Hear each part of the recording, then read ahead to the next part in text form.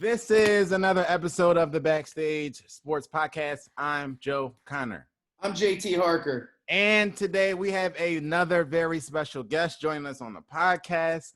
This is one of the guitar gods of LA, of the world. This is a phenomenal artist, a phenomenal singer, phenomenal songwriter. You've probably at this point heard some of his music on some of the TV shows that you watch, because for a period of time it seemed like every other day I was getting a text like, "Yo, I had the pleasure of recording some drums on some of his music," and it seems like for a while I was getting a text every other day like, "Hey, did you hear your drums are on Netflix today?" And yesterday they were on some other Freeform or some other network or something. So he's crushing it in the publishing realm. Brian Lupine Schiff, welcome him to the show. What's up, bro?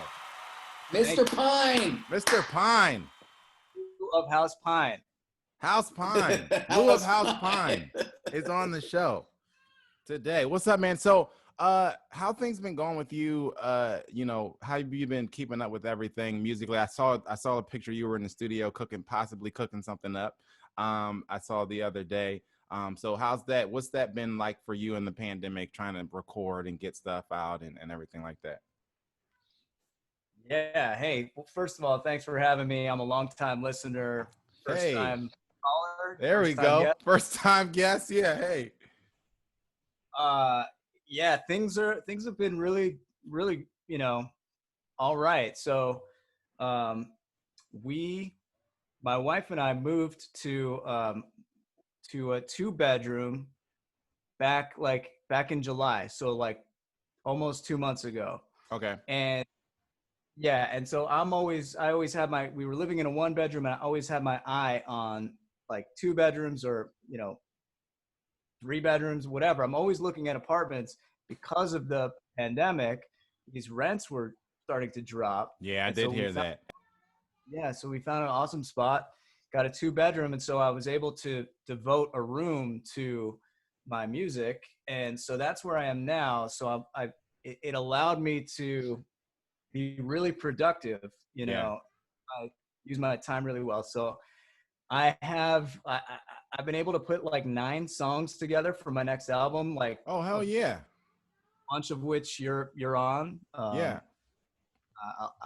A bunch I've just been using, like Abbey Road drums and, recording a lot of the bass. So you and Ricky are on a lot of the stuff. So but I've just been like dialing in the mixing and getting the mastering done. So I think the last like 2 months have been the most productive, because before that, in our last space, it was really hard to be productive while we're at home. So yeah, I'm excited. I think hoping to have a new album out very soon. I don't want to give a date. Yeah, right. That I always set a date and then I always miss it. So yeah. That's awesome. Yeah, it's funny because I was having this conversation with somebody the other day saying that, like, the pandemic has been a gift and a curse, for a lot of musicians, because obviously our whole entire world shut down and everything that, we had going on, especially for guys who were touring a lot and were on the road a lot. But then the flip side of it is like situations like that where, you now have this time to, like, I've recorded the most in the past 5 months than I have ever in my life.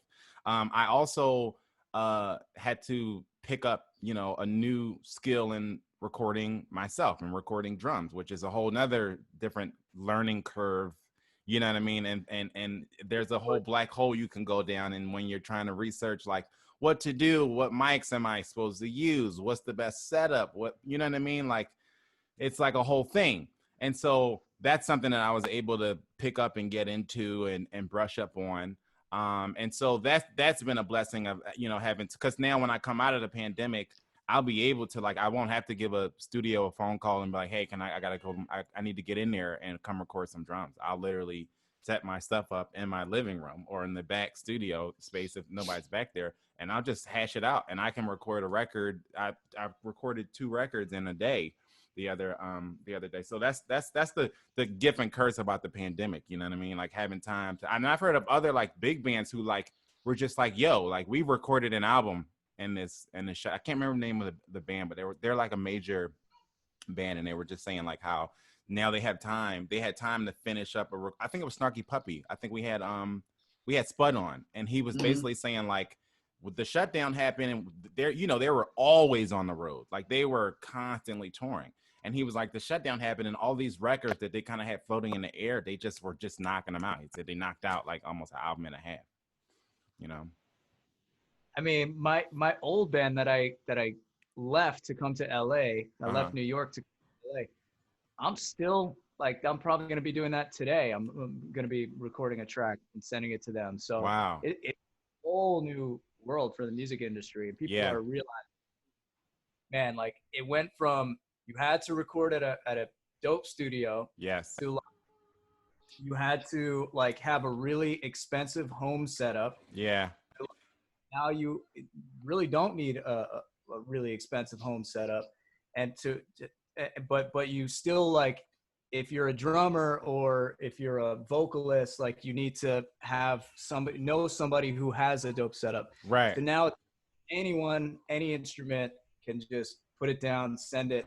It's gonna revolutionize, change the whole. Absolutely. Yeah. My label, they wanted to do a test because obviously it's tough to get out there right now to Nashville. And they're like, why don't we just try? Because I told them, I'm like, I got a pretty dope setup. Like it's basic, but I did some records and sent them to our buddy Joe DeVinny. Yeah. And he made it sound pretty damn close to radio ready. And this is before I had the microphone. Yep. This is before I had the interface that I had. Got a Scarlett, got a microphone, a Audio Technica. And they had me do a test run through the 3 songs that we got ready to record. And I sent them back. They're like, dude, I think we're ready. I think we're good. I'm going to be able to record all my stuff. These are guys Grammy award winning, Grammy nominated. And they're like, we're good to go. You can just record in your house. Yeah, dude. It's crazy. It's crazy, right?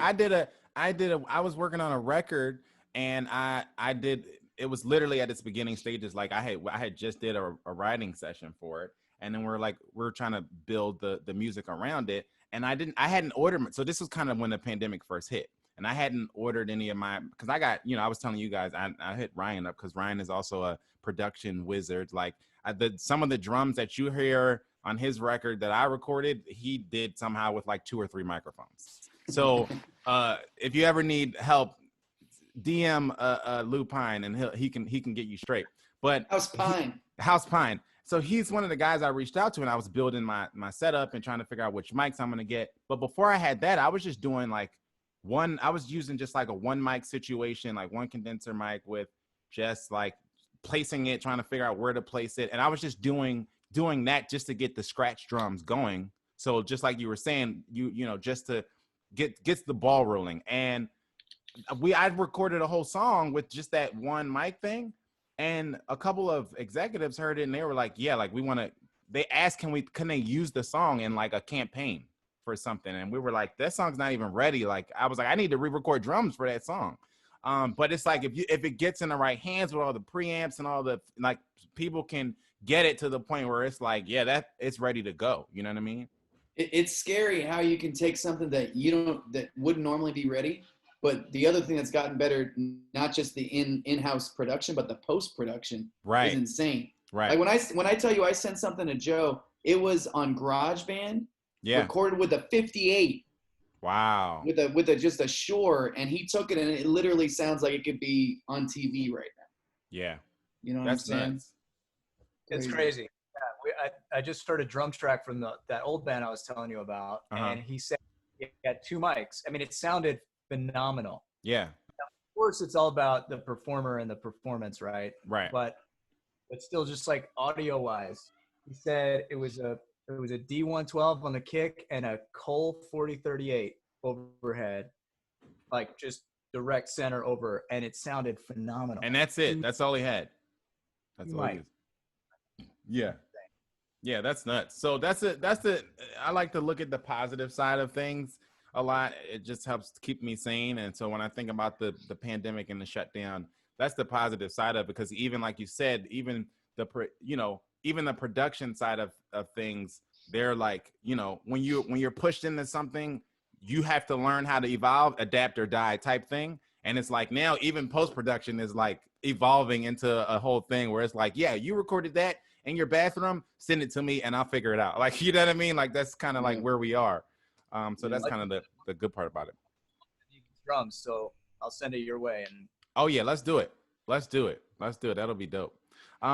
Okay, so basketball is happening and it's happening rapidly. There's like a game on every day. There's like 3 games on every day. There's been epic playoff battles that's been happening back and forth from in these series.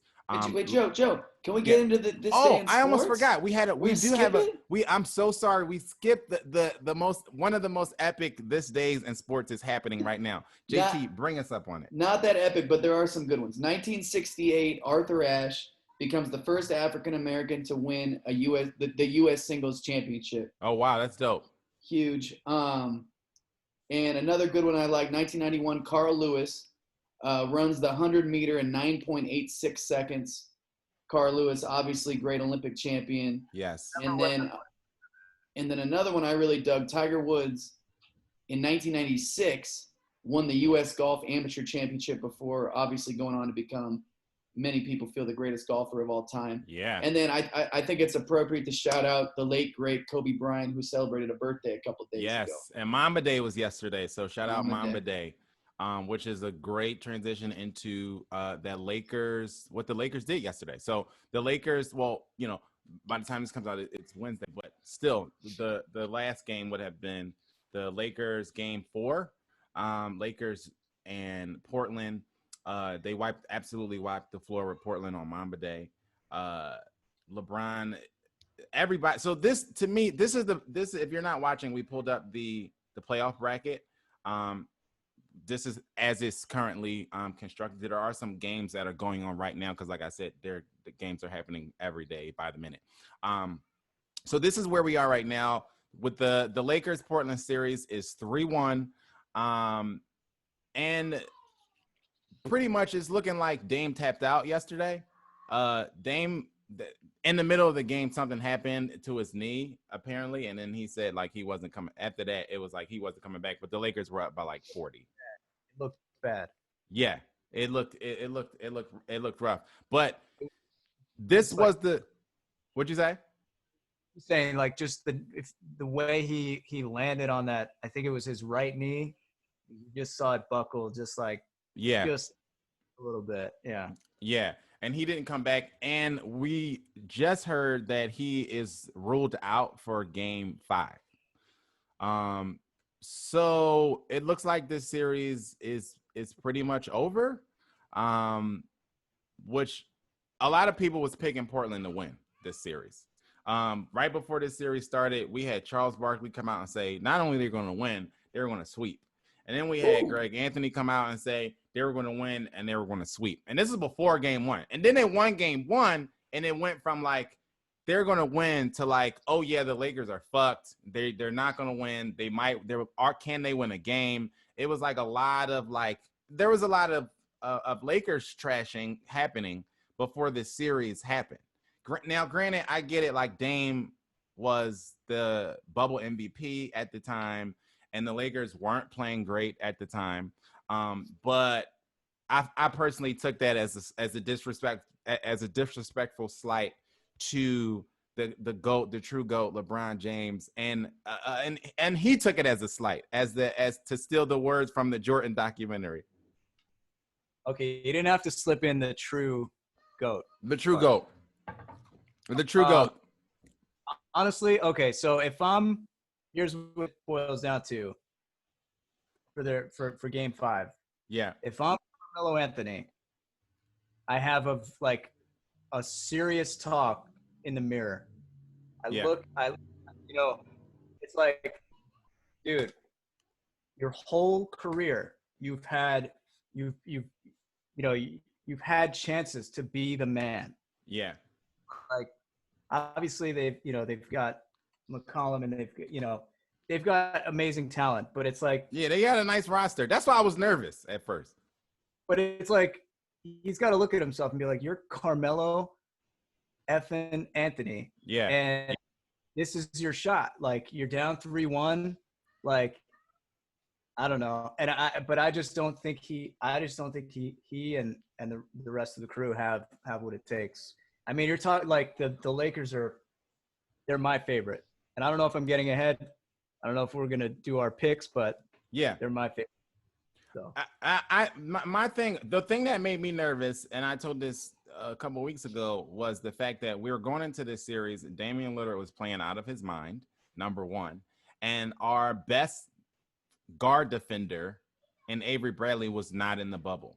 And not only was he not in the bubble, but we were going into a situation where we also didn't have our backup point guard, which is Rajon Rondo. He was not in the bubble, right? So now I'm like, damn, like this is it. This is almost the perfect storm for the Portland Trailblazers to kind of make this a really difficult series. And so when people was saying sweep, I was like, okay, like we're going way too far. But when people were like, yeah, this can go 6 or 7, I was like, oh, I would have not been surprised if they pushed this to a 6 or 7 game series. You know what I'm saying?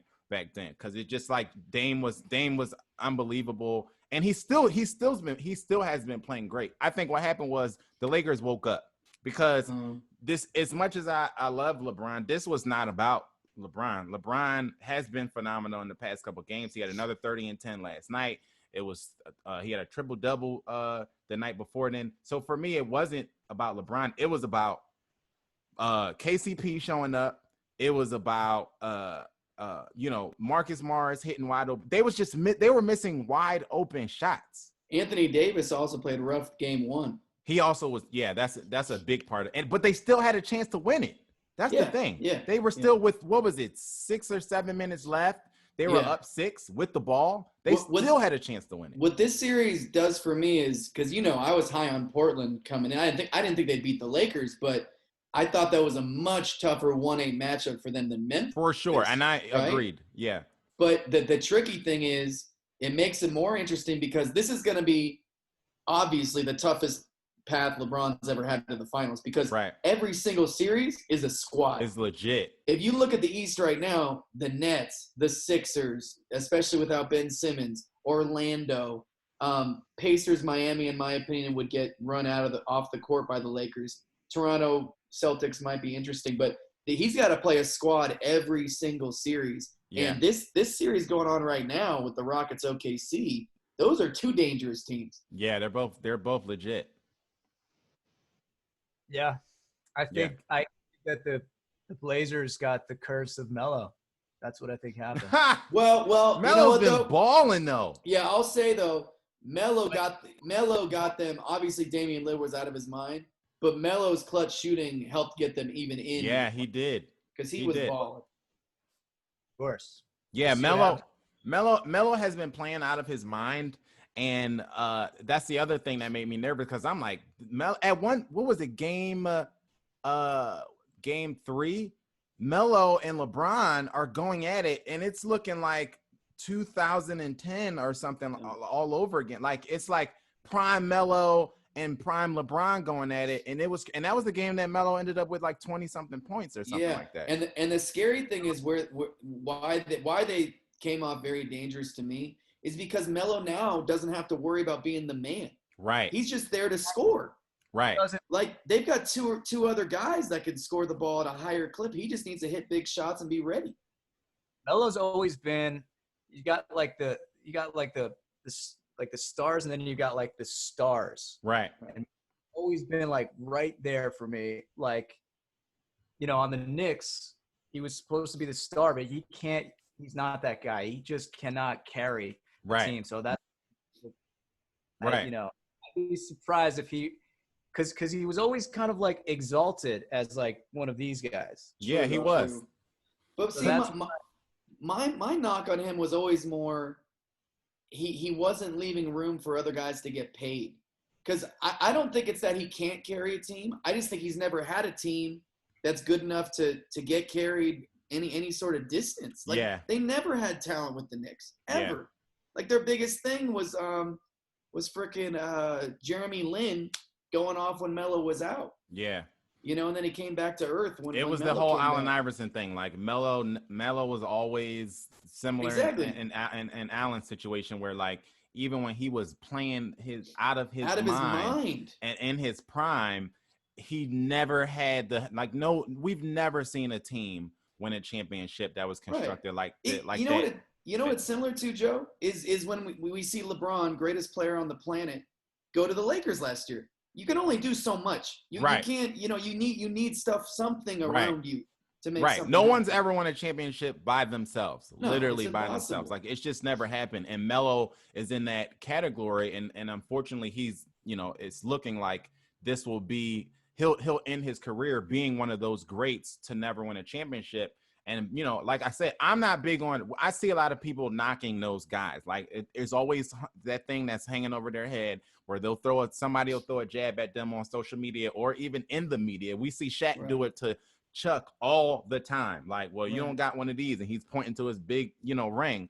But to me, it's like, I don't throw shots like that out of context, because I know, like, Charles Barkley doesn't have a ring. It's not because he wasn't an all Hall of Fame, you know, player. You know what I'm saying? Like, Melo not having a ring is not because he's not one of the best players in that draft and a top tier player. Same thing with Allen Iverson and some of those guys. It's just you and I. But like, can you imagine if Melo got drafted by Detroit instead of them drafting Darko? Yeah.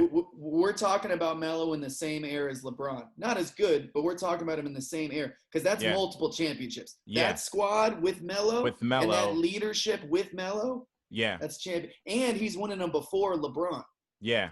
So until LeBron gets there, everybody's talking about, oh, Melo's better. You know what I'm saying? It's a totally different storyline. Yeah. And Melo came out like a little more seasoned than LeBron, right? He led a team to a championship in college. Right. So who knows what happens with his career if he comes out and then he's on a real championship caliber team as a young piece, you know. Absolutely. It could have changed everything for him. It's like Magic Johnson. Yeah, he's a winner, but then you get to go right away play with Kareem Abdul-Jabbar. Yeah. Right.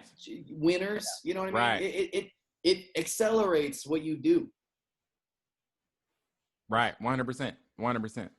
So like one guy that just like took a team and just like completely put it on his shoulder and then just like won 6 championships. Yeah. Right. One guy. That's the greatest. The greatest player of all time. Wait, you're saying one guy to put a team on his shoulder? Like the team was nothing, and then like he was like, "Yo," completely turned around the organization. Yeah. And then like they were like, oh, "Okay, we're gonna like build a team around you," and then so we're just gonna completely forget about the other Hall of Famer All-Star that saved him, that saved his legacy, since, you know what I'm saying, that came in and really helped him to start winning. Because before that guy, little guy by the name of Scottie Pippen, before he got there was no championships happening. There was actually sweeps in the first round happening. When he got there, they were still 3 years or 4 years out from winning a championship. Let's not act like he got there and everything changed. Hey, he got there and then they started winning championships, right? Speaking of the second greatest, second greatest player of all time, there was another feat that happened. LeBron, what happened with LeBron? Is he okay? There was another feat that happened. LeBron passed Jordan in something else. In this playoff run. If you're not watching, we're looking at a graphic that says LeBron James now has 7,000 career playoff points, most in NBA history. Who is second? Michael Jordan with 5,000. That's what happens when you come into the league 3 or 4 years earlier. And 987. So this is just nothing to be alarmed about. It's just another category that he's been passing Jordan in categories for the past, 6 years. This is just unless he scored 1,013 points. This is an old stat. Unless he scored 1,000 points in the last 2 days, that's an old stat. That's just playing a long time. That's just playing a long time. It might be old, but he passes him. He passed some again. Another milestone he passed Klay Thompson recently with 375 threes made. He's third behind Ray Allen and Steph Curry. So this is another thing. Jordan is not way far down. Way far down on that list. Playing for a long time. This is just another thing, another attribute just, that goes on to the GOAT argument that people love to ignore. But at the end of the day, I told somebody on Facebook today, I said, at the end of the day, y'all can keep ignoring these stats and y'all can keep throwing excuses at these stats. But when our kids are hosting podcasts and are on TV shows, these stats are what they're going to be looking at, going, how do we argue against this guy? We're looking at it. It's a very easy argument because you look at how the window with which those stats were produced. Say it again. I'll tell you. Okay, there's one. You look at how long it took somebody to create stats. If you play, Kareem Abdul-Jabbar is it has the most points of all time in NBA history. He played. LeBron James passed Michael Jordan in points with like, I think it was almost 100 fewer shots. The time doesn't matter. If you know the number, if you know the stats, I'm saying if you do it in less shots, what the hell does the time matter? Like he's passing him taking less shots. So the time that negates that. What you say, Ryan?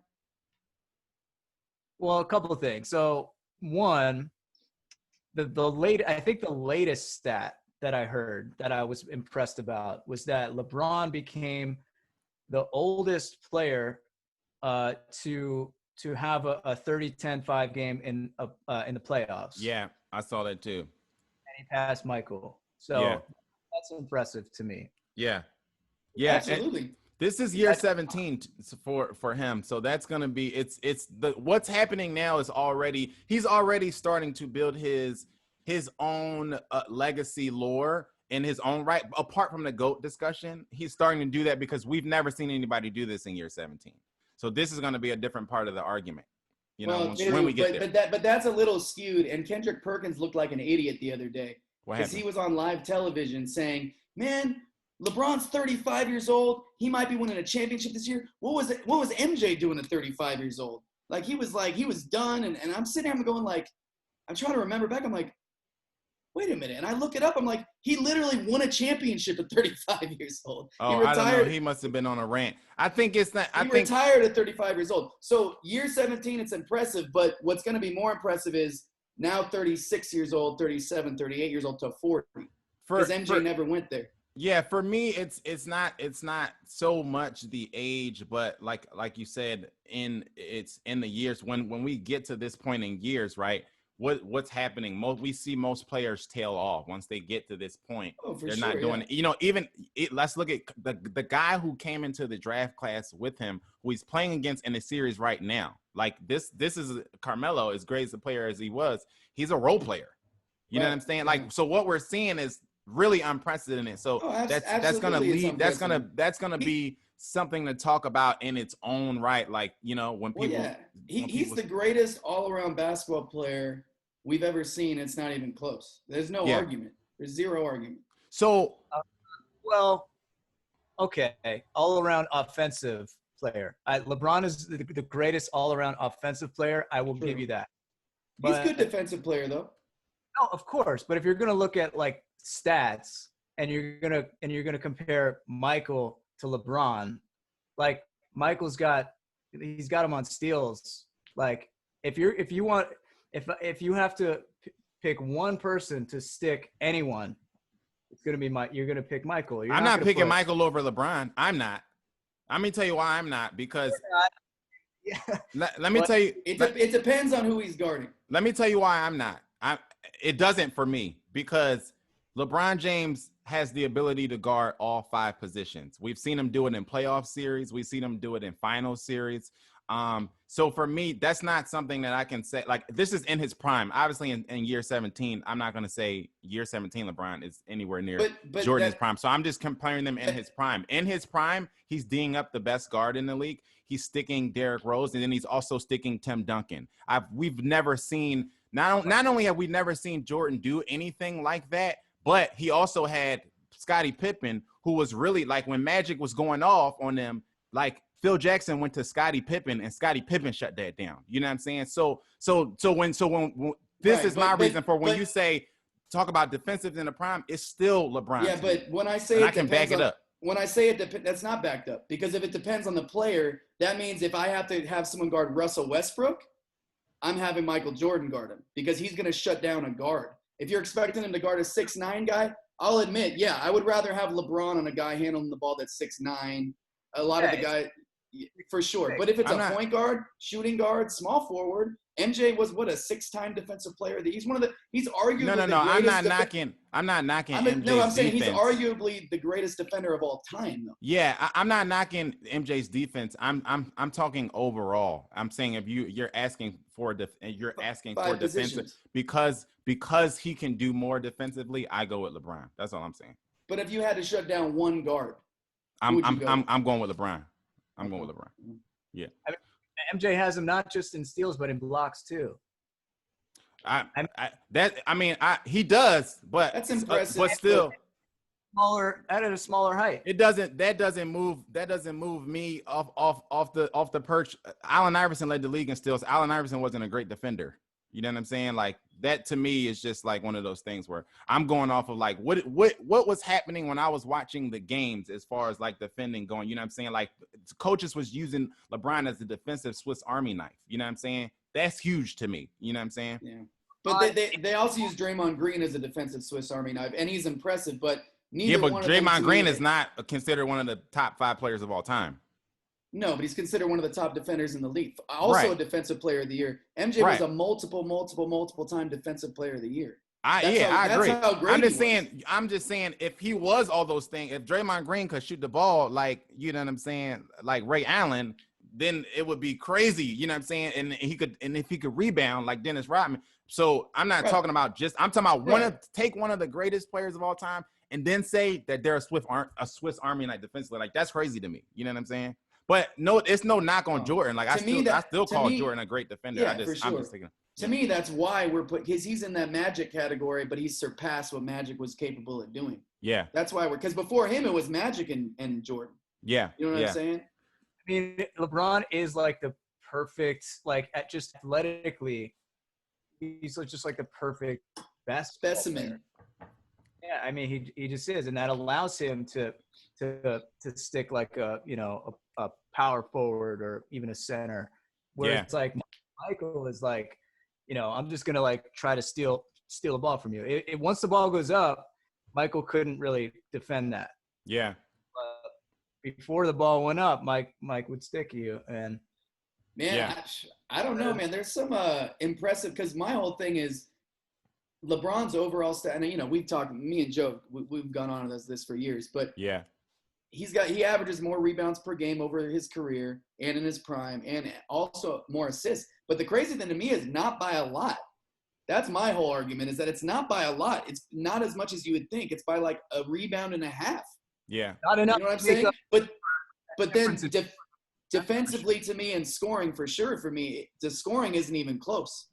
You know what I'm saying? No. So that's where I'm like, well, if this is close and this is close, but defensively, in my opinion, and then offensively scoring-wise, it's kind of not close. To me, I'm like, that's where it makes a slight difference. What'd you say, Ryan? If he had like Stockton numbers, for assists, and like the same points that he has now, like that's another story. Yeah. But it's just not. He doesn't have like the other stats don't add up enough to make up for that. What is it, like 4, 5, 6 points per game difference? Yeah. Well, like Jordan wasn't Jordan. The thing is, that's what's impressive about these lists for me, because Jordan is known as the scorer. He's known as the killer guy, the clutch guy, the this, that. And then when you look at the stats, you'll see, I think when it's all said and done, LeBron is going to surpass him in all of those stats. Even when you talk about the clutch thing, we talked about that a while ago.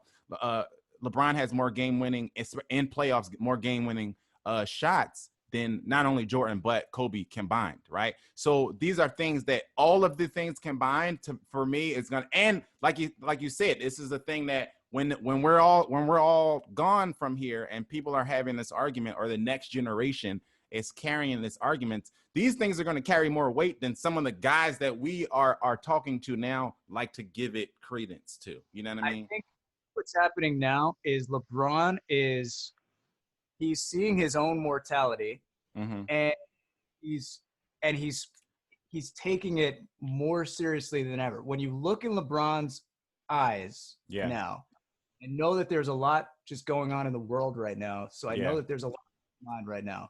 But when you look at like on the court, and he's always been intense, he's always been serious, but right now he's realizing that like if at the end of the day, at the end of my career, people are going to look at that 6 versus 3 number, and they're also going to look and like the finals MVP. So he's not giving up until he wins 3 more. And he's got the finals MVPs to go with it.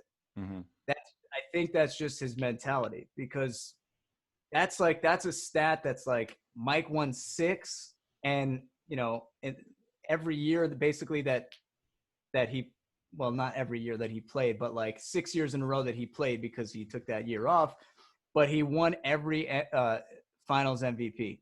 So I think LeBron now has like that killer mentality that maybe he didn't have. He's always had a killer mentality, but like Mike, that's the thing about Mike. He didn't already. LeBron didn't always have it. Something changed, and I noticed.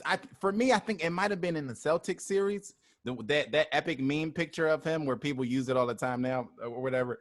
I think that's where it changed, where it was just like something happened and it changed, and now you can see, because they were talking about the other day or earlier today how the Lakers were up like 30, and LeBron is still like coming down, like scalding at people like they're down 1 point. And that's playoff Bron. That's the new playoff Bron. Like, you know, that's what you learn. There's no substitute. That's why it's so hard to compare years as well. When like someone comes out of high school and MJ comes from already winning a championship as a freshman, hitting the big shot as a freshman in college, like there's no substitute for experience, learning, and being in the pro game. So like you said, Melo comes with a year out of college, a little bit older. It's not the same thing. Right. So LeBron's learned, and I mean, he has become a killer. He knows what it takes. It's not about, like I tell people all the time, like young kids, I was playing with my son. Like we were up 3, and I could tell he was like leaning back. I'm like, bro, like if we're up 3, your goal is now to be up 6. Like it's not, you don't start resting. You're up 20. Right. You're not out there to win by 20. You're out there now to win by 30. Yeah. And it takes a while to like really get that. Yeah. It's that killer mentality that Michael had, that I don't think LeBron has ever had. Maybe he has it now. Maybe he realizes like, yo, if I don't like take this shit like serious, like to the point where like teammates, my legacy will be like, I think everyone says like, Mike watched LeBron, win championships, and then he put out the Last Dance. But I think LeBron watched The Last Dance and went, shit. Oh, I think he took something from it for sure. Yeah. Listen, yeah. I think 2 things could be true. I think they both was looking at each other and kind of raised the game a little bit. I guarantee you this, and I don't know Braun at all, but I'm 38 years old. I guarantee you this is what he's going through in his mid-30s. We look at him like he's untouchable. He's just built of steel. He wakes up every day going, my body fucking hurts. I guarantee you. He's like, he doesn't listen to all the hype outside. He's too busy. Right. In his mind, he's going, man, my body hurts. I'm playing at a high level, but I feel lucky that I'm still playing at this level. Yeah. And I have a window. Yeah. And after this window, it's not about me anymore. It's all about Bronny and my kids. Yeah. So I'm giving it probably more than he ever has, to be honest. Yeah. Because this is the years. He has these few years to solidify and go beyond where he's at, and then it's over. Yeah, somebody was on one of the, I think it was the Odd Couple show. It was a player that had played with LeBron, and they were asking him about, like, we hear these names like Playoff P, who we'll get to. But they were talking about, what's it like being around him when he's 0 dark 30, when he's playoff LeBron? Like, is there a real change that you can feel? And the dude was like, yeah, like he was like, the whole energy around the team changes, like the energy and the practice changes, like it's a different thing. And I think it's to what you said, JT. It's like it's the mortality. Like now you serious, like I'm mad at J.R. Smith because you fucking with my mortality. Like you messed up. My legacy. You know what I'm saying? It's like one of those things where it's like you can tell he has something on the line, and everybody can feel it. Like, all right, we're not playing anymore. You know what I mean? But that was Michael's mentality every game 1 of the regular season. Yeah. Yeah, and that yeah. Like, have you ever seen Jamie Foxx? He's talking about Michael Jordan, like when he met him, and just like the main difference about Michael Jordan with anyone else was just like his competitiveness. He was so competitive that he had to like win a handshake. Like he would walk up to him, hey Michael, how you doing? Hey, I'm good. How are you? He'd be like, yeah, I'm good. How are you? Like, calm down. I'm good. Yeah. You know, like, to win. Yeah, that's crazy. It's weird. It's weird, but then you see a guy like Magic who wins 5 chips. Yeah. Who at one point was considered maybe the greatest ever, and when you meet, I guarantee you, he wouldn't even shake your hand. He just give you a hug and he smile. Just kiss you. Yeah. Like it's just different. It's different shit. Yeah. But for the record, Ryan, if you don't know, I'm an MJ guy. Like he was a bit over the top, but I'm an MJ guy. But man, if LeBron even wins, in my opinion, 1 more, the argument's gonna get way more intense. So we briefly brought up playoff Brown and what the dynamic is like around the team and stuff like that. Let's talk about playoff P. Okay, let's talk about this Clippers Dallas series is way more epic than I thought it would be. So let's start there. Has anybody seen playoff P? Where is he?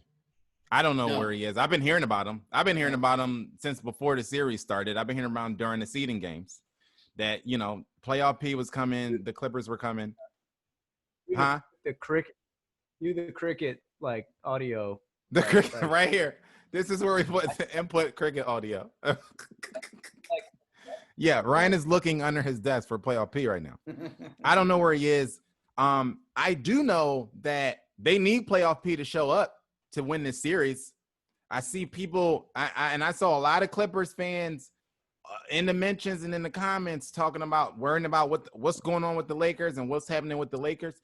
The Clippers need to focus on Dallas because them getting out of this series is no longer a afterthought. It's not something that even with Porzingis, and we just found out that Porzingis is not even going to play in Game 5. Is he hurt? He's hurt. Yeah. There's something going on with his knee or something like that. And he was out. So when Luka hit the shot of all shots in this last game, he had to finish that game and finish overtime with no Porzingis. And I remember tweeting out, if Luka gets an ounce of help, they win the game by 10 points. That's what the Clippers need to worry about. Because that game only went to overtime because it was 5 players versus one 21-year-old guy who was playing out of his mind. On a sprained ankle. That's really what they need to worry about because Porzingis wasn't there, guys wasn't hitting shots, and it was like everyone knew on the offensive side they were going back and it was a great game. They're going back and forth, the end of regulation and in overtime. But everyone knew it's just Luka. It's like watching a football game, watching the Giants, and their only star is Saquon Barkley. You just know they're going to run the ball, but they still run the ball. It's like you need to worry about that. Yeah. You have to go there, man. No, it just goes to show that even if you speak questionable English and you look like you could be in a boy band, you can still ball in the NBA. You can still ball. And my thing is, we kept hearing about the Clippers going to be their suffocating defense, their wing players. Somebody said that their wing players of Kawhi and Paul George were the closest thing to Michael Jordan and Scottie Pippen as far as defensively goes, right? That's what we've been hearing. But that's not what I'm seeing. Like I'm seeing Luka get to the basket whenever he wants to get to the basket. I'm seeing Seth Curry look like Steph Curry. Like they're getting whatever they want, and in clutch time, Luka's the only option. Like you're not playing the Warriors where somebody could get in the lane and kick the ball to all of these 3-point shooters that are standing on the perimeter. It's like you already know that Luka's it. Luka's their guy for the past game and a half. They haven't even had a second option. and he's still doing it. I'm gonna say something, and a lot of things have come to mind when we're talking. First of all, do you remember when Tim Hardaway Jr. was like not even in the NBA? Yes. And like they were just keeping him in the G. I don't even know what he was doing. Yeah. I didn't understand it then because I remember watching him thinking he was a good player. He's been balling in the playoffs. He has. Second of all, Luka is having his LeBron versus the Celtics moment right now. Yeah. Where I know he's young, but you're seeing what he's going to be. Right. He just had that click that you're talking about with LeBron. He's going to be he might be the next LeBron. They're calling him the next Larry Bird. And they're only saying that because he's white, and that's fucking racist. Extremely racist. I call him the next LeBron. They call him the next Larry Bird.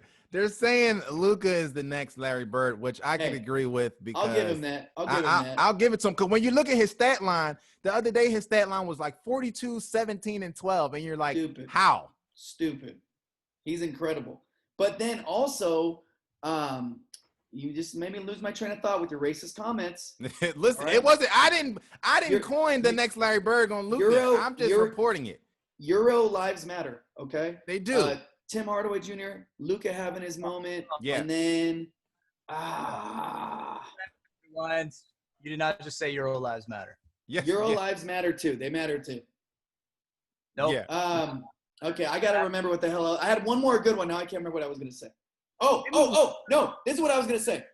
I truly believe, and I'm very disappointed about it because I wasn't super schooled on the situation. I think low-key, Kawhi is not good in the locker room and not a good leader. He's not. I would agree with that. He's a phenomenal player. Obviously, he was able to go to Toronto. They were so happy to have him. They made it work for 1 year. But I think some of these guys that he's playing with who have been in the league and are good players and have been hearing about him and now are experiencing playing with him. And some of the videos I've seen, I know that's not the whole story, but I'm like, he just seems like an asshole. Yeah. And there's a certain point where guys just don't want to – with LeBron, you want to run through a brick wall. Yeah, he's not going to light a fire under you. Yeah. No, like you would just want to do it because it's like he's a leader. You want to. Guys, you could love him or hate him. They wanted to run through a brick wall for MJ.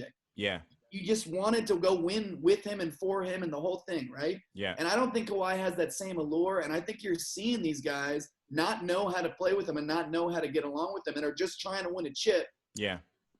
I really do. And it's sad because I love him as a basketball player. I love him being from LA and I love his story. He has a tragic story. Yeah. Man, he loses his dad. It's very, very tragic. But, like, I just think it's turning into a toxic thing. And it's, right. You know, maybe they still win a chip. I picked them to win it all, them and the Celtics. I want the Lakers to win it, but my pick would have been, if I had money on it, would have been the Clippers because of the talent. Because of the talent. On paper, they should win it all. They have the best team in the NBA on paper. Best mix of talent and experience in the league. It's not even close. Easily. Not even close.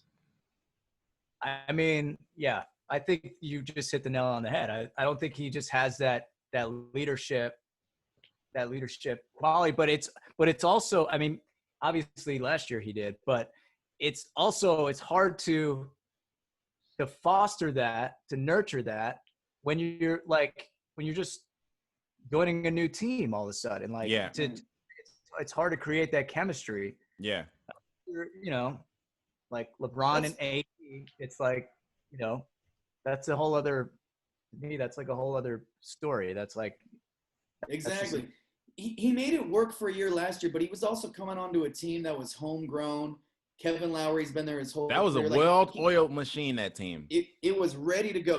People don't remember. They were already very, very, very good. Best record in the league. They were already the number one before seed. He got there. Yeah, they were the number one seed before he got there. Exactly. So they're so fortunate to have a guy of his caliber. 1 year they made it work. Yeah. 1 year. Yeah. San Antonio, why did they work? Tim Duncan, Tony Parker, Manu, Popovich. They had guys that had been there. And he was probably pulling the same shit, but you had leadership that could corral the locker room. And let's be honest, I hear people talk about the Toronto championship as if it was all Kawhi. The Toronto championship he was very lucky and very fortunate that the Golden State Warriors all died in the series while he was playing them. They're all dead. People don't talk about them, rest in peace to the Golden State Warriors, but they all just disintegrated and died, and people forget it, and they just go, well, Kawhi won a championship in Toronto, so he's the guy, right? And it's that's a great point, because Kevin Durant, obviously that was devastating, but Klay Thompson was Klay Thompson was going to win the whole damn game for him. Yeah. He was going to win that whole series. You know what I mean? Like, they're on his back, and then he's out. And then he's out. And then it's like they just disintegrated. Like, the team literally disintegrated in front of your very eyes. And people forget about that. Like, he was very lucky and very fortunate for that to happen. Otherwise, they don't beat that Golden State Warriors team healthy. Think about that. That's never happened in the history. It's never happened. We've never seen, I don't even think one guy get hurt in the championship series and be out, let alone two guys be out. Right, no. Look, injuries are like everything when it comes to the playoffs. You start, even right now, think about who's injured. You got Luka is injured, but obviously he doesn't care. Porzingis is injured. You got Beverly is still out, right? Patrick Beverly. That, that's big. Who knows what it looks like when Patrick Beverly is playing. Well, they need him. He's what tops them off. They need him. Yeah. Yeah. I mean, obviously Ben Simmons, huge, had a huge effect on a huge effect. But like Russell Westbrook, what does that series look like if Westbrook is right now? Right. And so that's a great point, because that's a great point, because I wanted to talk about the Sixers and the Celtics series. Let's start off by saying rest in peace to Brett Brown. He's gone. We said he was. I called it. I said his clock was ticking when we had our boy from Philly on. Huh? I watched that backstage podcast. Yeah, and you called it. I called it. Thank you. Let's throw input claps. Input but audience claps. He also implied that Brad Stevens was on the clock. How dare you, Joe Connor? Because he is. And this is my point. How dare you? This is my point. If you the same way the coach from the Pelicans, I said he's on the clock, like the same way, because when you have these rosters that are full of talent and you constantly come up short, somebody in the front office is pressing your clock, and they're starting starting the clock on your time. But the Celtics, if anything, have overachieved though. That buys you time.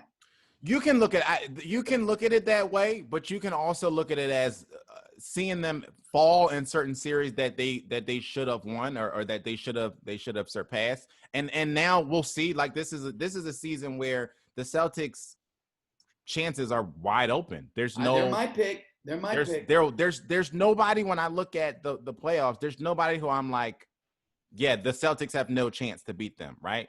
Well, they're lucky. Also, every other team's dealing with injuries. Injuries is another one. Other than Milwaukee, who doesn't seem to know who the hell they are right now or where they are. That's the thing. That's what I mean, because it's like, yeah, some teams are dealing with injuries, and then some teams are just super inconsistent, like Milwaukee, where you don't know who's going to show up or what's going to happen. Or you want to talk about someone whose job who's on the line? I couldn't even tell you the name of the Bucks coach, but Mike Budenholzer. He's about to be gone. Yeah, he's about to be gone, because even if, in my opinion, even if they make the championship, that team needs to be winning now. Yeah. But if they don't make the championship, he's out. I don't know about that. About Mike? He should be. Well, because Giannis is about to be a free agent. So when you say, when I hear JT say his clock is ticking, that's what I'm talking about. Like, his clock is literally ticking, because Giannis is saying that he wants to stay, like everyone says when they're there. But at the same time, the reality is you winning and not winning is going to be a big influence on whether that star player stays. Right. And that to me is different than the Celtics, because the Celtics, they don't even have any of their main players. I mean, they've got Brown and Tatum aren't even in their prime yet. So two of your top players, you're seeing them come into their own. The Bucks, you got Giannis, who's already an MVP. Middleton's been an all-star. Lopez is a veteran. Bledsoe's a veteran. They've got a bunch of other veterans that have won before with other teams. Like, what more do you need? If you can't win with this team Yes. you got here, what else are we gonna get? We're not getting. I mean, anything else. especially in the East, like, you know, like y'all should be coming out of the East at least, like Absolutely. all the time. Like, you know what I'm saying? Yes. Like you should be coming out of the East. And if you don't do it this year, guess what? Next year, and definitely not the year after that, the Celtics looking the way they are, and some of these other teams on the up, you're not going. Because guess what? Kyrie and KD are going to be back next year. And the Nets. So yeah. You guys are calling Celtics Bucks conference finals. You know what? I would, yeah. But I'm picking the Celtics, though. I picked the Celtics before the playoffs to go to the finals. I mean, they're a deeper team. They don't have Giannis, obviously, but they're a deeper team. I don't think they're deeper. I just think they've got it more together. Yeah. And to me, that speaks to the coaching, but also the young talent there, mixed with veterans like Marcus Smart, who they've kept, which I love that they've kept him, and some of the other guys. Gordon Hayward, who came on to be your franchise guy and is now like your fourth or fifth option. Yeah. And he's a veteran. You know what I mean? Like those are the types of things that, to me, point to teams of the future type things. I would pick Celtics Bucks, but has anybody watched the Miami Heat play? I like Miami. I think people are snoozing on the Miami Heat. They're snoozing because Miami Heat came in. They're performing like a number one seed. They're handling business. They just swept the Pacers, a far better team than the 8th seed Orlando Magic. But they came in and they handled their business. And that team is gritty, and they're dogs. But the Pacers are men down though. Sabonis was a borderline all-star, and he's out. But they were playing with 2 all-stars in Oladipo and this new budding all-star and what's his name? TJ Warren. TJ Warren. They were hot. They were the Blazers of the East, and they came in and got completely dismantled. Yeah. In the middle of like a Twitter beef happening between Jimmy Butler and this guy TJ Warren, and they completely got smacked around. Yeah. To me, Milwaukee coming out of this next series between them and the Miami Heat is not chalk to me. Like you can't just I'm not chalking that up like it's just gonna happen. Like I wouldn't be surprised if Milwaukee upsets the Bucks and takes them at all. So I'm interested in seeing how game 1 plays out. Speaking of that, can I say a team that's disappointing me right now? Who? And they've got plenty of upsides. So I'm not worried about the future, but my Nuggets. Oh, and yeah. I'm a Warriors fan for everybody that doesn't know. I'm a Warriors fan, but right now I'm a Nuggets fan because they're my surging team that I picked to a team of the future in the West. But man, they're getting smacked around by the Jazz. Yeah, and I didn't expect that. I didn't feel like that. I thought that was going to be a much more even series than it was. What I thought it would be is because their seedings are fairly close. I thought the Nuggets were going to really start surging and show that they're a lot better than some of these other squads. But the Jazz are balling and Spiders balling and freaking Mr. Coronavirus, touch all the microphones, is balling. They're balling. So that last game with the Jazz and the Nuggets was crazy. Yes. The first playoff game in the history of the NBA where 2 players on opposite teams both put up 50 points. Yeah. That's crazy. They're going at it. That was crazy. Yeah. Was it Jamal Murray. Jamal Murray. They're going at it. They just don't know how to close games. Yeah. And that's just and that's what it is. That's all it is right now. Jamal Murray comes back. Michael Porter Jr. was averaging like 30 in the bubble. You got to figure out how to play together. Michael Porter just came back. Yeah. So they've got to figure it out. But that's a lot of talent. And Bull's not even playing yet. Yeah. So they're going to be nice. We could all agree that the Jazz have the best uniform in the league. The best uniform? Oh, I love those uniforms. I love those uniforms. Sunburst. I love the Sunburst uniforms. I'm with you. And let me tell you something. Some of the uniforms that I thought were the ugliest uniforms ever invented are now my favorite throwback uniforms. One being those purple Jazz unis that have the whatever it is, the mountains on it. Yeah. Whenever the Jazz wear those throwbacks, I'm all about it.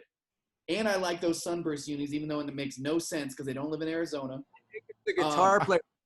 It's a guitar player thing. It's gotta be. See, we love the Sunburst thing. It's gotta be. But the Grizzlies uniforms, those turquoise. Oh yeah, those. I think those were dope. When those first came out, they were a laughing stock. A laughing stock. And I don't even have to say this. The Toronto Raptors with a dinosaur on it and the pinstripes, we already know that was a laughing stock. They did that because Jurassic Park was hot. Yeah. But now they're classic. Yeah. Yeah, I can't go with this. The Jazz have the best name too. I think that might be the best name in sports. The Utah Jazz? It's a great name, except they got it because they were in New Orleans when they were birthed. Yeah, but it's still like it's a great name. Utah Jazz. Utah Jazz. First of all, if you've ever been to Utah, Jazz is not what you get from there. Okay, so I don't even like their thing together. It's just not cohesive to me. And the jerseys, I would pick the I don't know. I think I might pick the Heat over those Jazz jerseys.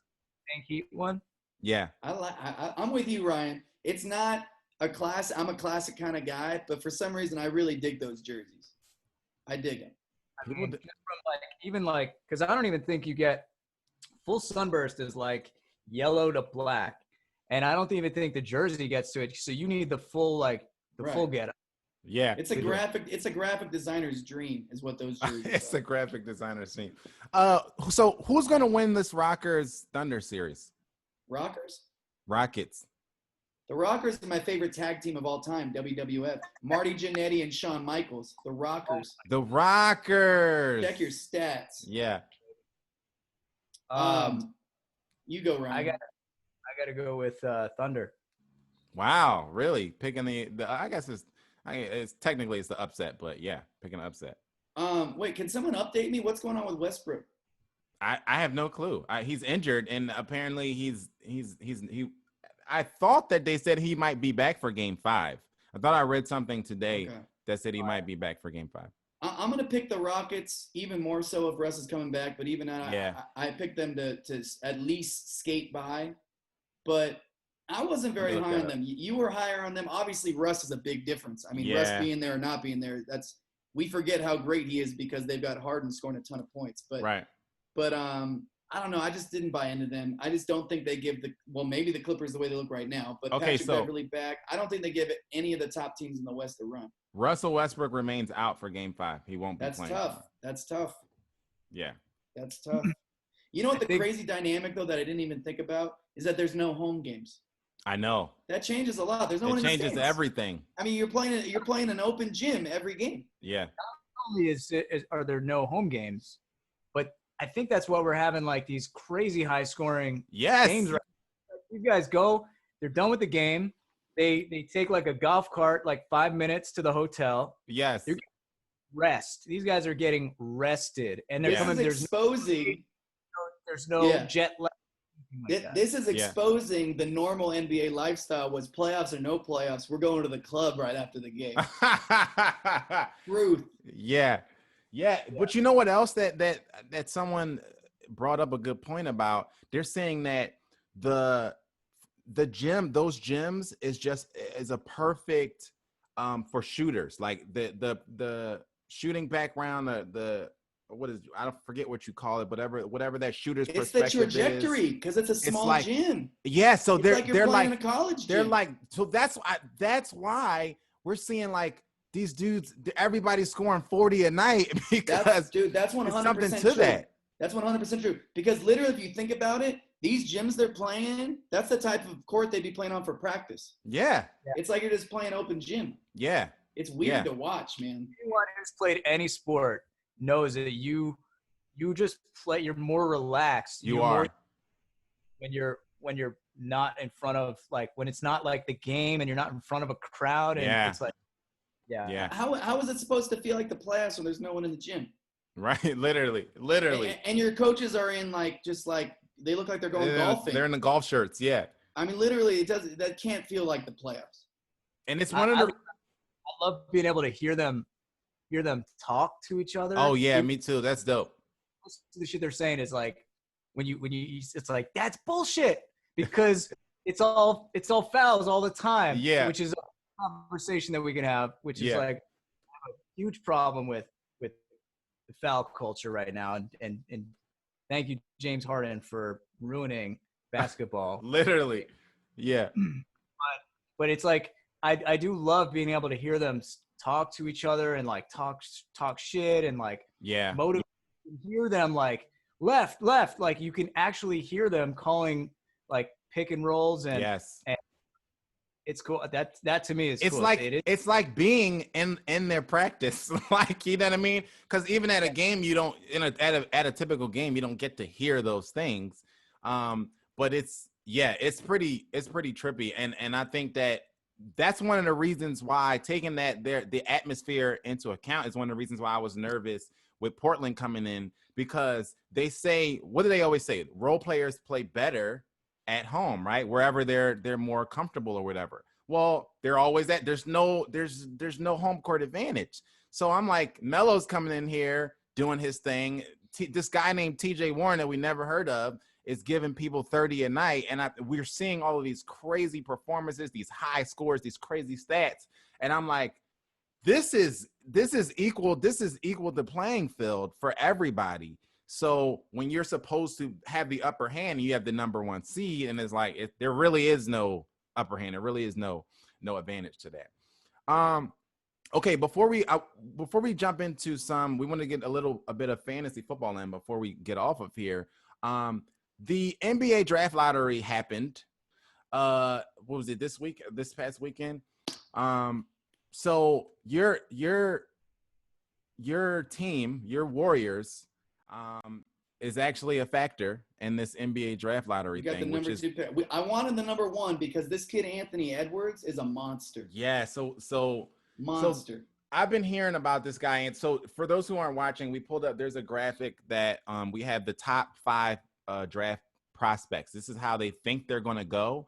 But I've been seeing a lot of people mixing and matching these, but they think LaMelo's going to go number 1. They think LaMelo is going to go number 1 to the Timberwolves. They think Anthony Edwards possibly number 2 to the Warriors. James Wiseman to the Hornets.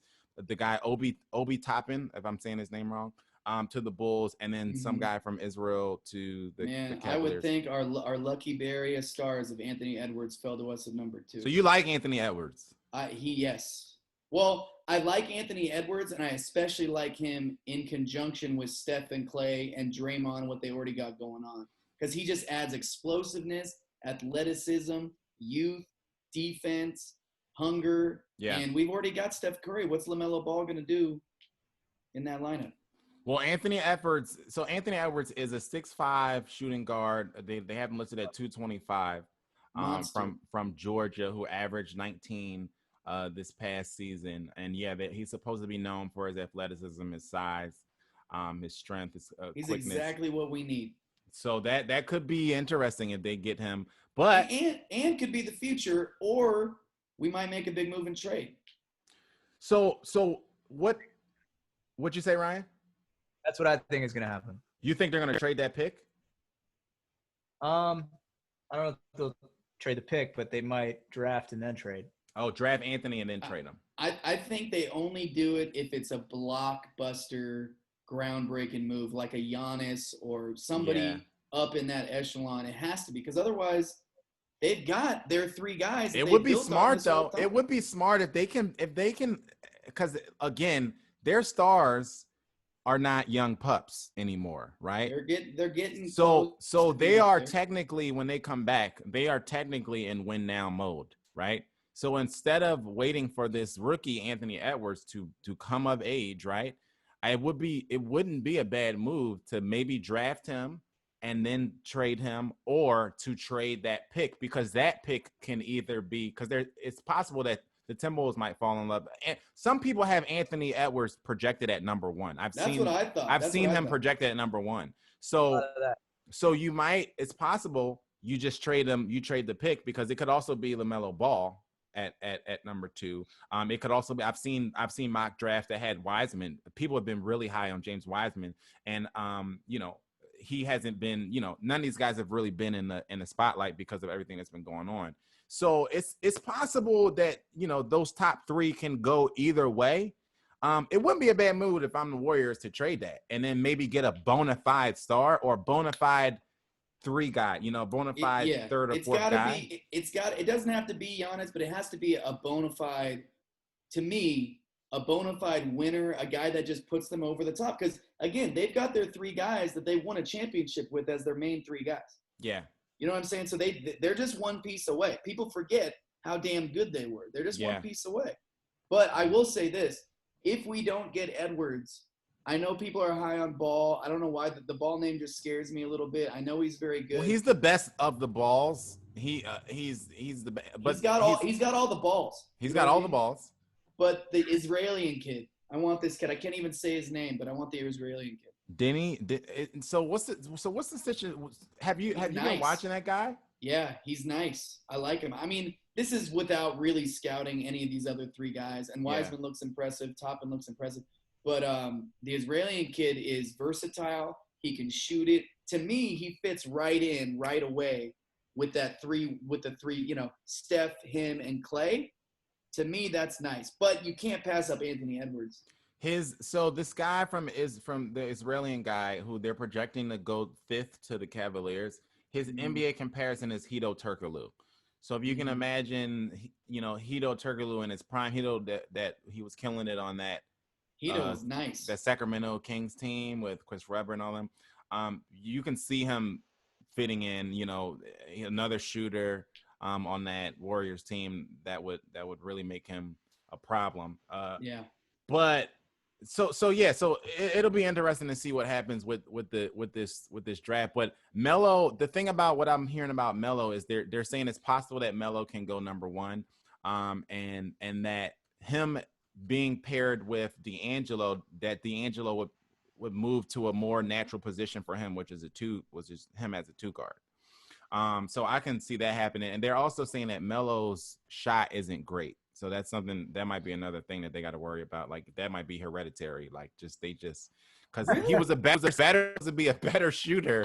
I think than his brother. I think his shot's gonna be fine. I think it's pretty nice. It's way better than Lonzo's shot. It's better than Lonzo's shot, but it's not a great, that's a super low bar. True. It being better than Lonzo. But that'll be fun to see. So football is only about 2 weeks away, believe it or not. And it's hard. I'm always one of those guys who are dragging his feet to the fantasy football line when it's ready. I'm getting like, oh, it's time to start your league. It's time to start, get ready for your draft. And I'm like, I'm not ready for this yet. But it's the last person to submit my always.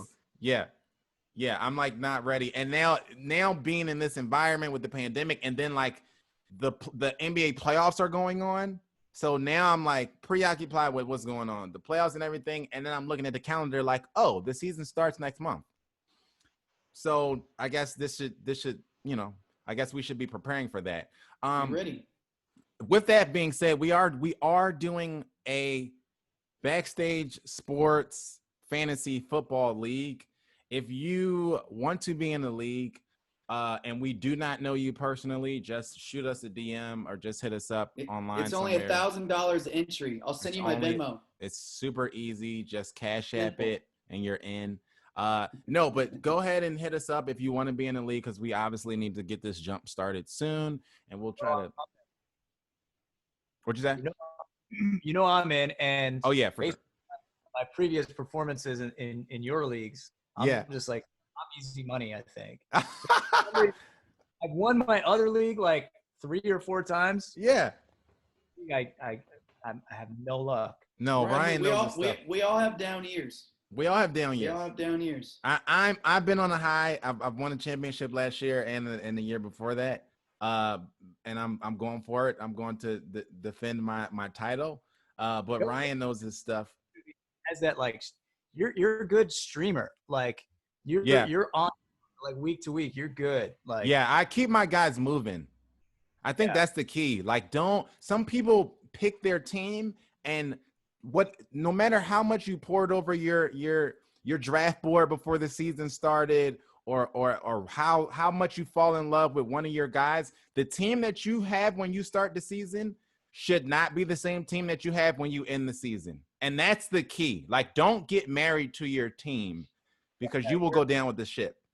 Man, I've done fantasy 3 years now.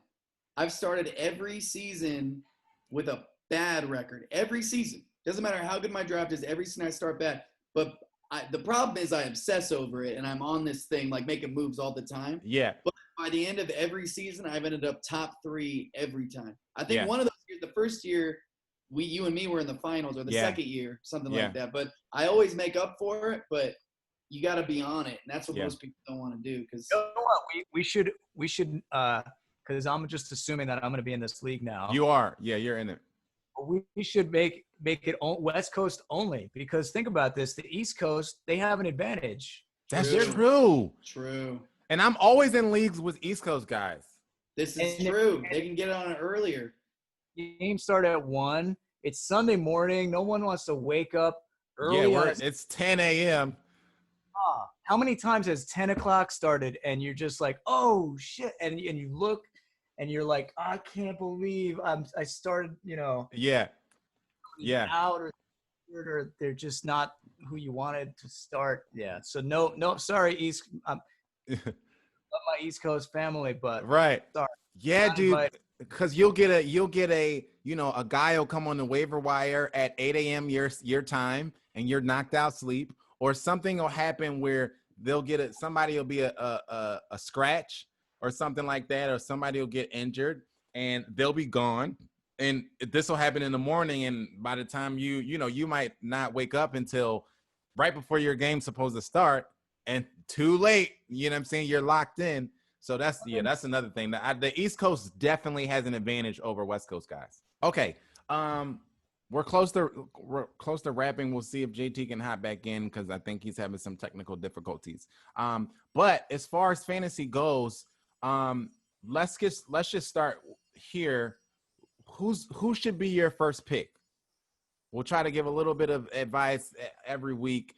Let's start with the first pick for now. Like, if you get the first pick, should it be? And we've seen different draft lists and everything like that. A lot of them have McCaffrey first. Some have Barkley right after it. Is it Mahomes? Like, who? If you get the first pick, who are you taking? Okay, so in the past, I've been known to pull a wild card and always pick a QB first, because I always want, like, when Aaron Rodgers was like the man, I would take Aaron Rodgers first. Uh-huh. Last season, I took Pat Mahomes first. And I'm a Giants fan, so I love Saquon, and I would love to have obviously on my team. Yeah. If I'm taking one person and I have the number one pick, it's got to be Christian McCaffrey. So McCaffrey first. And a lot of people are putting McCaffrey first. Great white hype. The great white hype. JT, so numbers last year. Crazy. Yeah. So we were posing a question. If you get the first pick, who are you taking? Are you taking McCaffrey? Are you taking Barkley? Are you taking Mahomes? Who would be your first pick? Only because I would follow the rule of not taking a quarterback in the first or second round. Yeah. I would absolutely go Christian McCaffrey because, one, they use him so much in the passing game. Mm-hmm. And two, they just paid that man, which means they're going to use him possibly even more in the passing game. Yeah. And he's just a dual threat. He's amazingly talented. And I mean, let's be honest. I hate to go in like this, but how often do we get any white dude that anybody wants to invest in fantasy football that isn't a quarterback or a tight end? Like, listen, you have to go. Listen. So I want to say one thing about the one. So we all know these. If you've been playing fantasy football for a small while, you know these unwritten rules, right? There's always an exception, right? There's an exception. Even to the quarterback thing, right? Because I played in a league where whoever had Lamar Jackson in one of those years was winning, and that's what happened, right? But that's because the scoring was messed up. This happened in a couple leagues though that I was in where he was so dynamic and he was putting up so many points that it was like it didn't matter who you had on your team. if you had a subpar team with Lamar Jackson, like you were winning, right? And Lamar Jackson might still be an exception. That's what I'm saying. So there's always an unique, exception. So just to clear it up, like don't if you're new to fantasy or you're kind of just getting into it, don't think they said don't take a quarterback first, but you got the first pick and you're looking at maybe Mahomes is there and Lamar Jackson is there. Like, there's always an exception to the rule. You got to look at how your point system works. Yeah. You also got to look at how your point system works. Because they're all different. If I have the third pick, right? And it goes like McCaffrey, Barkley, Mahomes.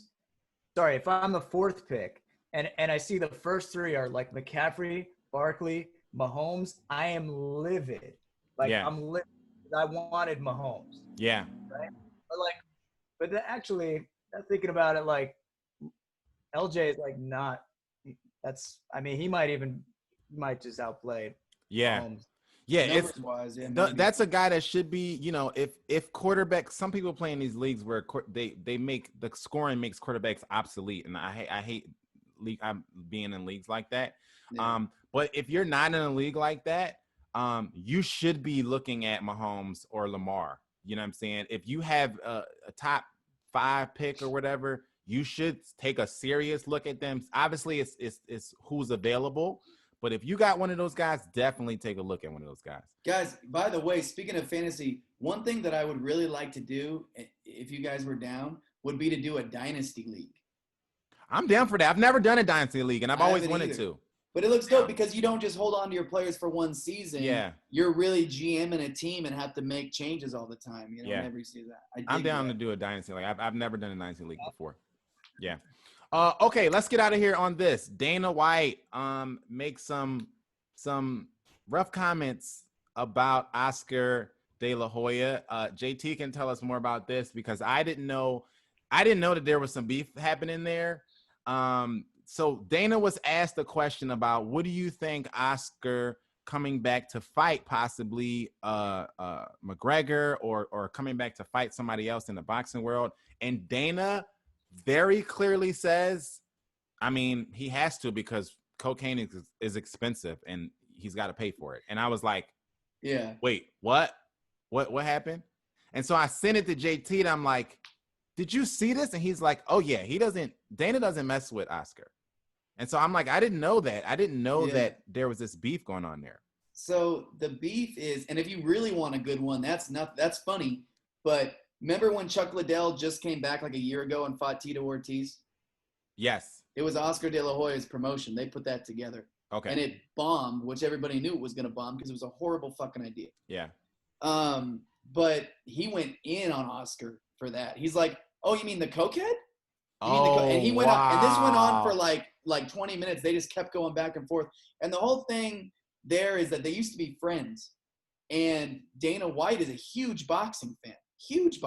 Always has been. He used to train boxers. Yeah. So they were friends, and then all of a sudden Oscar, when he was trying to get into the MMA game, was just dissing UFC over and over and over. And over time, Dana was like, what the hell? Because they were supposed to be friends. Yeah. So he just doesn't fuck with them anymore. But the thing with Dana White is he's the man. He's the dictator, essentially, of UFC and all of MMA, really. So he doesn't have to answer to owners. He doesn't have to answer to a league. He just say whatever he wants. Yeah. So he's just saying what everybody, but the thing is that he shouldn't, if he ever runs into Oscar again, I've met Oscar and I've seen him hit a heavy bag in the gym. That dude still throws leather. Oh, I'm sure. He's leather. Let me tell you, once you are a boxer and your hands are registered weapons, they don't ever really stop being. You're one of the greatest boxers of all time. Yeah. But also in Dana's defense, when I did meet Oscar, he was in the gym that I worked at with a rehab clinic. So it is accurate. So that's gonna be boxing.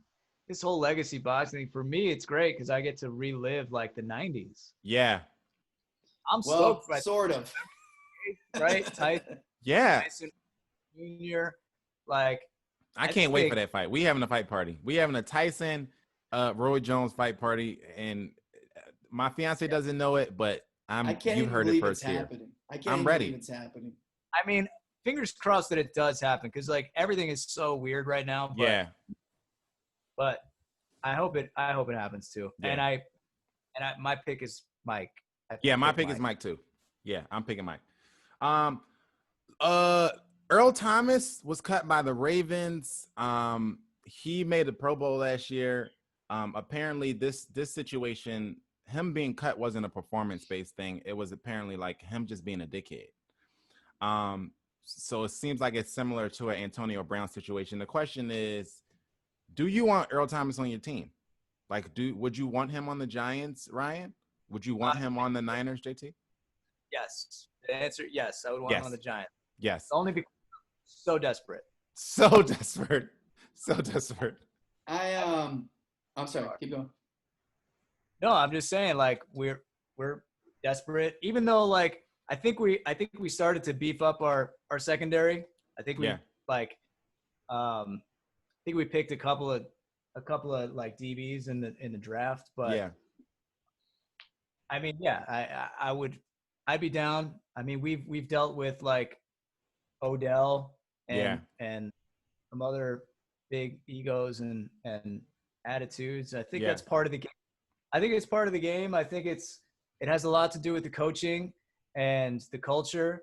You know, it's up to the coach to establish culture, you know, in the locker room and to create chemistry on the field and off the field.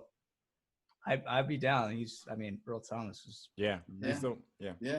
I agree. My thing is, and I feel differently about football than I do about pretty much any other sport because there's a lot of guys on the team. So it's not like you've got a 14-man roster in the NBA and one guy can come in and he's one of the most talented guys on the team. It could disrupt your whole chemistry. Yeah. If football, I would sign him to a 1-year deal. Same thing with Antonio Brown. I think there's enough leadership in the coaching staff and the organization. I think there's enough leadership with the team that's already established that was this close to winning a Super Bowl last season. Yeah. I absolutely would, but it's also on a very short leash. And if that leash is extended too much, you let him go because it's not worth disrupting the chemistry of your whole team, but the talent's just too immense. And if you're right there and you could take another defensive weapon and another offensive weapon, I just feel like you got to do it. 100%. He's still talented. I would Eagles, please go. If you hear me, I know the Eagles, the whole organization listens to our podcast. So if you're listening, please make a ploy for Earl Thomas and pick him up because we needed secondary help very badly last year, and we still need it this year. We did a good job shoring up the back end and this past off season. So I'm excited about what our season can look like, but adding Earl Thomas to it would really be a great thing. I would also like to say Antonio or no Antonio, Earl Thomas or no Earl Thomas. 49ers are going for the W this year. Yeah. Number 6. Oh, okay. We'll see about that. Or is it 7? I lose track. Aha! Wait. Yeah. And I know you want to get to a new topic, but like real quick, where does Gronk fit in fantasy? I don't know. He's not. I mean, when you look at the tight ends that you're drafting, Travis Kelce, who was that? Who was the one you named? Gronk. I said Kelce. Kelce goes first. Yeah, I think Travis Kelce would obviously be first. What's your guy, JT? Greg Kittle goes first for me. Kittle. George Kittle. George Kittle. I wouldn't be taking Gronk over those guys. So the guys that were already going to be at the top of your tight end list, I think should stay there. And then when you get to 3, 4, maybe, I think Gronk, because to me, I'm not saying he can't have a breakout year, a phenomenal year, or a solid year because the tight end position in fantasy is so weak. You know what I'm saying? So like exactly. you should definitely be eyeing him. But don't think that you're getting Gronk from 3 years ago and that he's going to win your league. No, like if you see Travis Kelce or George Kittle there, go get him. You know what I mean? This is what I think. I think he could have a big year but I just wouldn't bank on it. Yeah, that's what I'm saying. I think it's a toss-up. Yeah. He might have games where he looks like the old Gronk, but there's 5-6 other dudes I would take that I think are just going to have the more consistency than Gronk's going to have. That also have younger quarterbacks that, you know. Yeah. I mean, when you've got Jimmy Garoppolo and Patrick Mahomes and some of these young guys it's just a different game. Like, did the Patriots ever have, I mean, I guess they did like back in the day, but anyone like Chris Godwin, like at wideout, like. Yeah, no. I mean, for a minute they had Moss. They've had guys. They had the guy that was with the Rams now that's a deep threat. He was a big deep threat. Yeah, but he didn't really perform. Moss is like really the only guy who like, no. You know. He was balling with the Patriots. That's how he got his big contract. I mean, like to the level of like a Mike Evans or like somebody like that. Like I think they've never really had that guy. Yeah, close, but they've never really had that guy. Yeah. But again, the Tampa Bay Buccaneers also already have a tight end. So there's only one ball. They already had an all-star caliber tight end that they're adding Gronk to. And they have this wide receiver core. So that's the thing, like in fantasy, I learned very early on that you also don't necessarily want players that are in amazingly talented rosters. Because what you don't want is to hit your wagon to an offense where they're spreading the ball around. Yeah, because it's not gonna be great for your guy. And so that's another reason why I don't love Gronk at the top of the tight end draft board, because he's in an offense where Brady's gonna be throwing that ball everywhere because there's gonna be guys open everywhere and there's talent all over that roster, which isn't a great thing fantasy football wise when you're talking about drafting guys. I gotta be honest though, I'm not high on Howard. I don't think he's very good. Well, he's solid. He's solid. He's been solid. And he will be better. And he's a better quarterback. Yeah. So he will be better. So we'll see. Yeah. Last but not, what'd you say? About our first pick. Who's your first pick? My first pick for fantasy. Yeah. My first pick would be McCaffrey. Yeah, I'm kind of going chalk on that. So yeah, like we said, if it makes sense to draft a quarterback, I'd probably go Lamar Jackson or Patrick Mahomes. Yeah. But I'd probably go McCaffrey. See, they're going to ride him into the ground. He's still young. I'm going McCaffrey. And he's a safe bet. Like at the top of your draft, you should be going with locks. Like people that you don't have to think about. It shouldn't be like, Cam Newton's gone. He's the whole brand. He's the whole show. He's selling all the tickets. Everything. So they got to go to him. So yeah, I would go with McCaffrey. But I love Saquon too. Yeah, that's the only issue I have. I agree with you, Joe. Your first pick should just be like no brainer. But this guy, Clyde Edwards-Helaire, like everyone's saying, like you got to take this guy with your first pick. Really? I don't know anything about him. Exactly, 5+. Yeah. He's a rookie. Got no track record. Well, that's the thing. Saquon was a rookie too. So sometimes you look hard at when if everybody the ball is rolling on somebody, you got to take a look at him, because I shied away from Saquon when he was rookie because I'm like I shy away from taking rookies, but then I regretted it. I'm like, Saquon is winning people's winning people championships. Zeke Elliott. Zeke was another one. Zeke, I got by accident because me and Joe had to play a gig. Me and Joe Davini had to play an acoustic thing. Yeah. And I wasn't able to draft the first 3 rounds, so it auto drafted for me, and it gave me Zeke, and I probably wouldn't have picked him, and I rode him all season. Yeah. As a rookie. Yeah. So it like I said, it's always exceptions. Like don't take one rule whole. Last but not least, obviously the Sixers fired Brett Brown, but the thing is now the rumor is that Jay White from Villanova is gonna be the next. He's kind of in the front running to be the next head coach, and then also they're talking about Tyronn Lue is in the mix. Who do you guys think would be better? Like Jay, if you had to pick between Jay from Villanova and Tyronn Lue, like who would you be leaning towards? Man, I mean, I love the Villanova coach, but it's always tough for me to picture a guy that's always been a college coach and is very successful. Yeah. Going to the league, it just doesn't.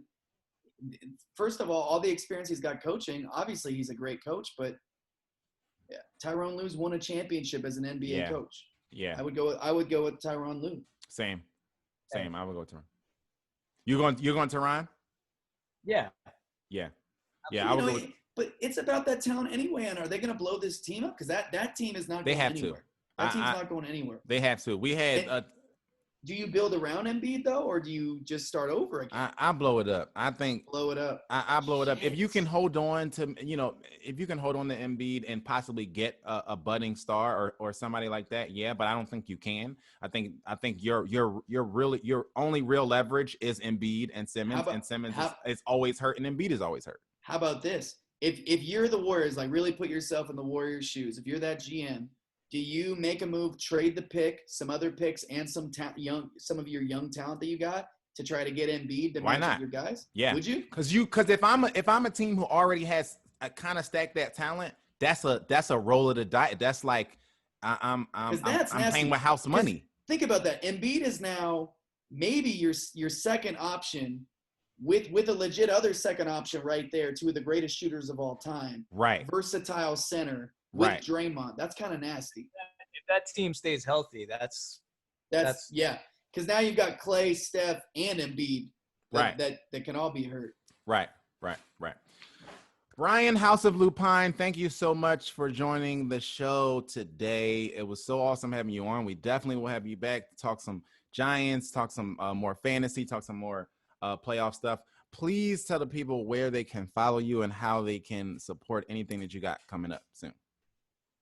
Cool. First of all, thank you for having me. This has been a blast. It's been a dream of mine ever since that first Backstage Sports podcast. I was an honored to ask to be a guest. Lupine.com, LOUPINE.com, Lupine at Lupine Music on all the socials. And keep an eye out because I'll have some new songs, a new album out soon with Joe Connor on the drums, and thank you. Yeah, dope. We are at Backstage Sports everywhere. I'm at Joe Connor 33 everywhere. Make sure that you like and subscribe, turn the notifications on YouTube so you know when we are dropping a video. JT. At JT Harker on everything. And as we talked about the last couple of weeks, I'm actually out in Vegas right now at our buddy Malik Platt's house, who was on with us last week. Yeah. Or I think was last week. Week before last. He talked me into coming in. Yeah, the week before last. He talked me into coming out and looking at Joe. I'm not even kidding you. When he said he had boxes of cards, boxes of cards. Yeah. No, they are. Let's back this up. Boxes. Storage boxes, like these big old storage boxes. Yeah. Trace of them. Wow. Dude, I haven't even made it down. I haven't gone through one box. I've been here 2 days.